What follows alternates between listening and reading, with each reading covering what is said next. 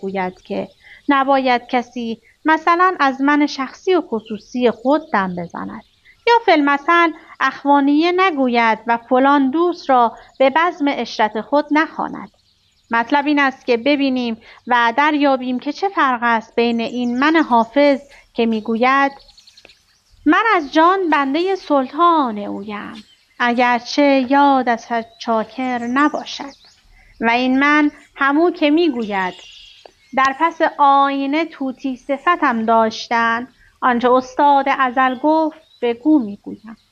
یا اینکه من آن نگین سلیمان به هیچ نستانم که گاه گاه بر او دست اهرمن باشد،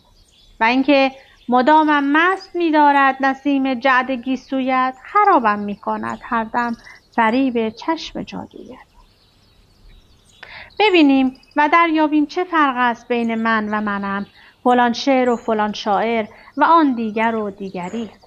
من شخصی شاعر و نویسنده با من اجتماعی او و در مرحله عالی‌تر با من عالی بشری، یا به تعبیری نوعی چه تفاوتی دارد و اصولاً یک آفریننده آثار هنری، یک شاعر تا کجا حق دارد از من شخصی خودش برای مردم و خوانندگان آثارش حرف بزند و در چه مراحلی است که من یک شاعر و نویسنده جلوه‌گاه و نمودار احوال همگان و دیگران می‌گردد و می‌تواند از حدود مشترک عواطف و احساسات بشری دم بزند، چه در جهت نفی و نفرین و نفرت و خشم و یأس و چه در جهت اثبات و شور و شعف و امیدواری.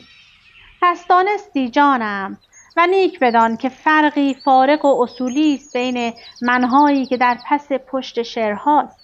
زین حسن تا آن حسن 100 گز رسن، و بدان که من شخصی و خصوصی اگرچه من است اما مثقالی هزاران هزار خروار تفاوت بها دارد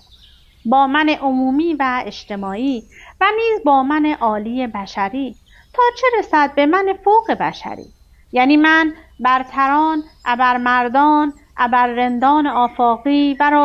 راستی که در این حیث و بیس و گیر و دار زمانه ناکس و ستمگر بی فریاد به من و تو چه مربوط است؟ زرها و زوزه های فرومایگان که جز به شکم و زیر شکم خود نمی اندیشند. از سر بینی خود وجبی آن سوتر را نمی بینند. به من و تو چه مربوط است این زق و وق و حق